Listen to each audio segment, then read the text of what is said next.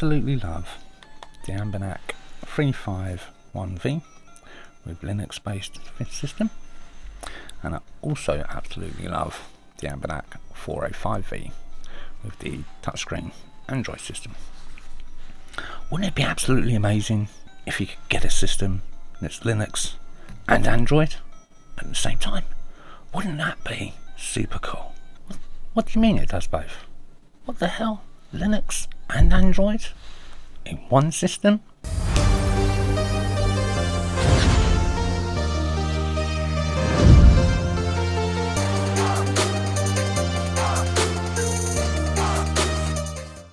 Hey guys, welcome to Owl's Retro Handhelds. So today we're going to be talking about this little lady. This is the Anbernic ARC-D, one of my more recent handhelds. Haven't really done too much coverage on this. You may have seen my recent videos where we played Streets Rage 2, Teenage Mutant Ninja Turtles style. Check that out if you haven't seen that yet. But today we're going to be doing a little overview on the Anbernic ARC-D.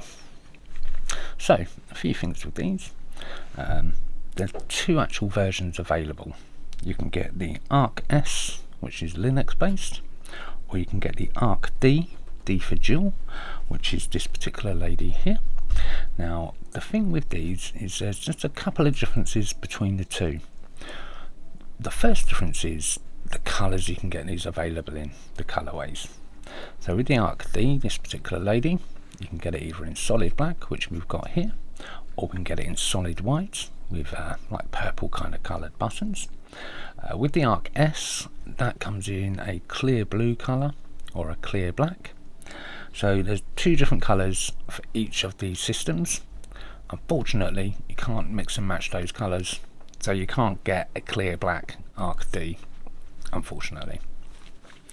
There are a couple of other differences that we'll go through.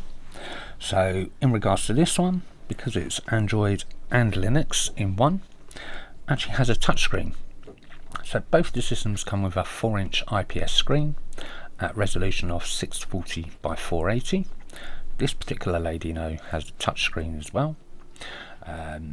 This runs on dual operating system of Linux and Android. The S is just on Linux. Firmware wise, they come stock with Anbernic stock operating system. You can also get GammaOS and a operating system called Retro Arena. CPU wise, they both have a RockChip RK3566 quad core 64-bit processor, and that's running at 1.8 GHz. GPU wise, they have an ARM Cortex Mali-G52 MP2. The other difference between the two is the ARC-D comes with 2 GB of LPDDR4 RAM, whereas the S only comes with 1 GB. Connectivity wise, we've got Wi-Fi 2.4 and 5.0, and we've also got Bluetooth 4.2. Output wise, we've got a 3.5mm headphone jack, dual speakers on the front here. We've also got mini HDMI out. We've got an OTC charging port here, and we've also got an OTG connector for other controllers, etc. Got a function button here, volume rocker, and power button. So the other feature of both of these handhelds, the S and the D, is that they both have 32 GB eMMC internal storage and 2 external SD card slots, as we can see here. This is a reset button here. You'll have to get a little pin if you wanted to reset that, but they both take up to 500 GB SD cards. I very often stick a 500 gig SD card in for my ROM card on these handhelds. Certainly if it's a more powerful handheld. They both come with a 3500 milliamp rechargeable battery. Gives you gameplay up to about 6 hours via USB-C charging. So that's kind of the overview on these little ladies. Let's fire this one up, shall we, and see what we get. I was going to get my little screen cloth, give this a bit of wipe. skip over. So here we go. This is going to boot up into the Linux based system first of all, and we'll take you all through that. So here we go. So we've got favourites list, we've got last played, we've got the RetroArch emulators here, apps, and then this is all the other emulators here. So let's go into this one first of all, shall we? So these are all the standalone emulators for all the systems. So you've got Atomiswave, Naomi, Nintendo 64, Nintendo DS, OpenBore, PlayStation Portable, Saturn, ScumVM, SDL Pop, never really had that, and Sega Dreamcast. I'll come back out of here, we'll go into a RetroArch, and these are the systems that we've got on RetroArch. So we've got the old school Atari 8-bits, the 2600, the 5200, and the 7800. Got Atomiswave, and then we got Capcom Play Systems 1, 2 and 3, also ColecoVision, Dreamcast, Final Burn Neo, Game Boy, Game Boy Advance, Game Boy Color, Game Gear, Intellivision, Lynx, MAME, Master System, Mega Drive, MSX2, Naomi, Neo Geo, N64, Nintendo Entertainment System, PlayStation 1, ScumVM, Sega 32X, Sega CD, the Super Nintendo Entertainment System. We've also got Vertical Arcade and WonderSwan Color. So really quite a big in-depth list in there of different systems. So let's come back out of that. So here's my little favourites list here. What I love about a lot of these handhelds is the ability to be able to actually make a little favourites list. Let's just zoom in a little bit here. So with the favourite list, it just makes it so much easier to manage your games. You can go through any particular particular system, look through the game listing, favouritize the game, and it's much easier to navigate back to. So as you can see here, we've got all various systems from DS, Mega Drive, N64, Game Boy Color, DS again there, Sega Saturn, all different ones, and you can launch the game straight from there. So just a quick overview of the handheld here. We've got the shoulder buttons, L1 and L2, R1 and R2, select and start, function button there as mentioned with the volume rocker and the power button. Got a lovely little D-pad on this system. It really is, it's quite nice. It's like a floating D-pad. It's very like the old school D-pads. To me this reminds me of the 6-button Sega Mega Drive controller, because that's what I grew up with. A lot of people they remind them of the Sega Saturn controllers. So the good thing about this is you've got 6 buttons, so they're great for games like Street Fighter, all the arcade based games where you'd be using multiple buttons. To be honest, I've never been that keen on Street Fighter. I don't really play many of those games. What we're going to do now is let's go into good old Sonic the Hedgehog, because I want to show you one thing that I find quite annoying with this particular handheld. And anyone that saw my recent video, which was playing Teenage Mutant, Streets Rage 2, Teenage Mutant Ninja Turtle style on this device a few days back, one thing you may have noticed, and it really did frustrate me, was the noise of these buttons. Oh my good god. So the shoulder buttons are pretty quiet, they're nice and springy, nice and quiet. Whereas, let me just show you, let's start up the game here and you'll see what I mean. So with these actual buttons now, listen to that, they're so clicky. Oh my good god, they're so clicky. So when I was playing the game the other day, all I could hear was click, click, click, click, and it was, oh god, it was so absolutely frustrating. So that's one of my frustrations with this particular handheld, is just how clicky that button is. Imagine playing that in bed and you just got click, click, click. That would be so frustrating, wouldn't it? Other than that, the rest of the buttons, like I say, are really fairly quiet. I mean, these shoulder buttons aren't clacky whatsoever. Well, you can even use that one to jump with. Oh, that was close. So yeah, I just wanted to show you that. To come out of the games, just hold down the F button up here, the function button, press start, pop you out of the game. So yeah, that's a bit of an overview of the Linux side of this handheld. So let's come back out of here. Oh, I'm going to go back into it now. Keep pressing the wrong freaking buttons. Come back out of that. So what we're going to do is come back out. When it lets me. Come on, let me back out. Right, so now the way that you swap between systems, between Android and Linux, let's shut this down here. Quit, shut down, yes please. So we're shutting down out of Linux at the moment. Now to get into the Android based system, what we're going to do is hold down the F button and the power button for a few seconds while we start up. So let's start for a few seconds. So the power button's come up, and now you can see that the logo has changed. So we're now booting into the Android based system here.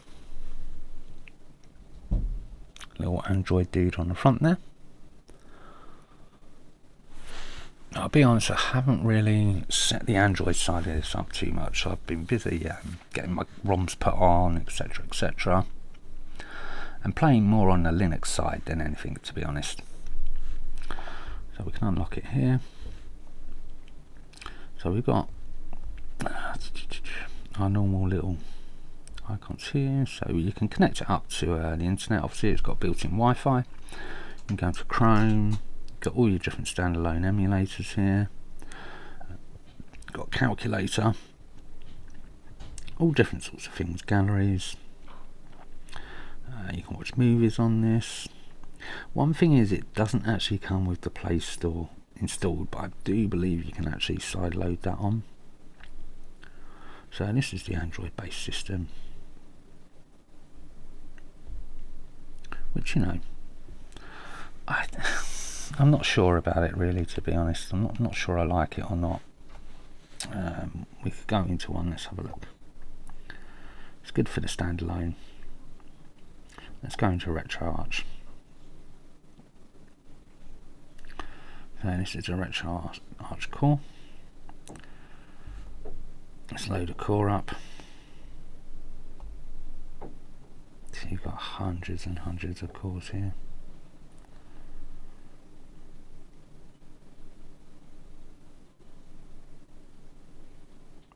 Let's load up a bit of Game Boy.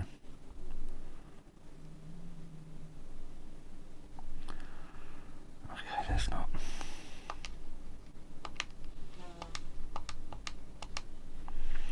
To be honest, I haven't set any of this up yet, so I need to get this set up. I think it's actually easier if you just go direct in on the core here. Anyway, yeah, I need to get this all set up properly on this side. I haven't touched the Android side of this at all since I've had it. So what we're going to do, let's come back out of Android and we'll go back into Linux. So to do so, we're just going to hold down the power button for a few seconds. Power off. I need to get really a standalone custom firmware installed onto this, really, make it a bit more user friendly. So we're currently in Android. If we was to start this up again, it would just start in Android again. So what we want to do is hold down the power button and start this time. So we can hold down start and press the start button, power button, a couple of seconds.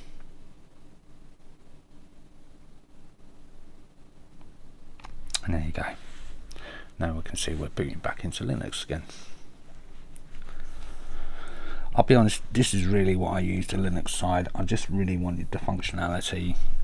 I thought I might as well spend, what, £15–20 more and get the ARC-D rather than the ARC-S, just because it gives me another gigabyte of RAM, plus the touchscreen ability on the Android side of things. So you've got no touchscreen on Linux.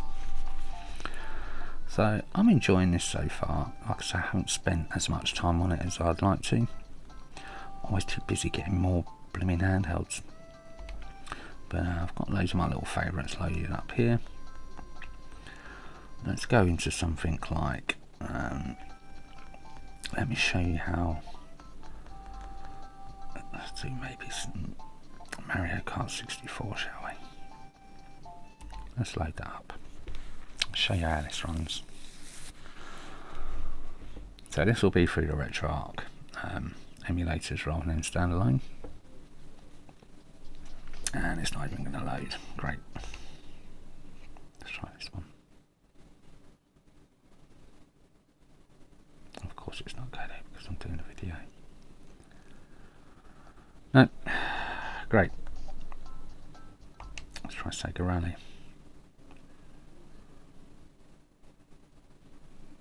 And that's not going to load either.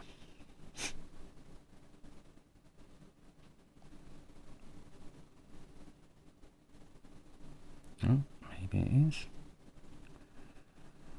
What is this doing? Here we go. I'm not sure why that Mario Kart wasn't loading. Then it should have worked. But obviously, when you're doing a video on something, it never goes as according to plan, does it? So let's fire this up. Show you how painful this is.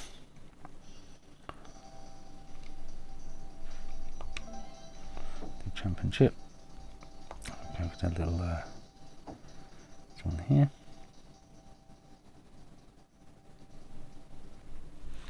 Show you how painful this is going to be, shall we?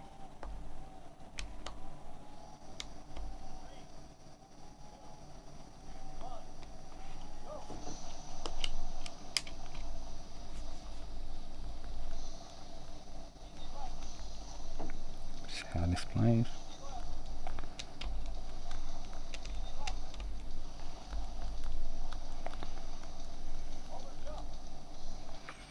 It's certainly playable.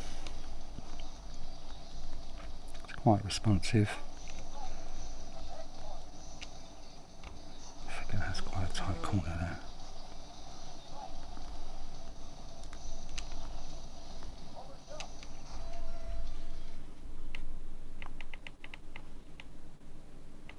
Come up a bit.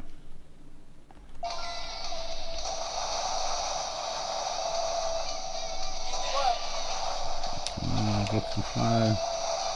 Used to play this game back in the day, the old Sega Saturn. As you can see, that's playing pretty well, to be fair.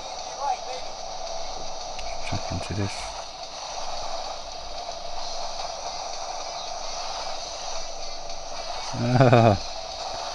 Playing pretty painfully here.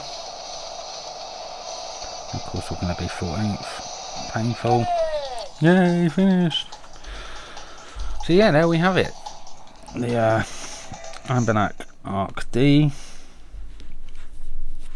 Yeah, would I recommend it? Yeah, definitely.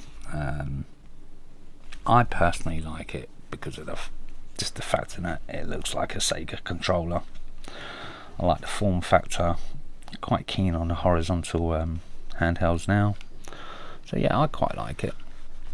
Personally, I went for the D. If you want to save a bit of money and just want to use Linux, by all means go for the S version. Yeah, I'm liking it. Let us know if you've got one of these guys, what you think of them. And thanks for watching the video. And as always, absolutely love it.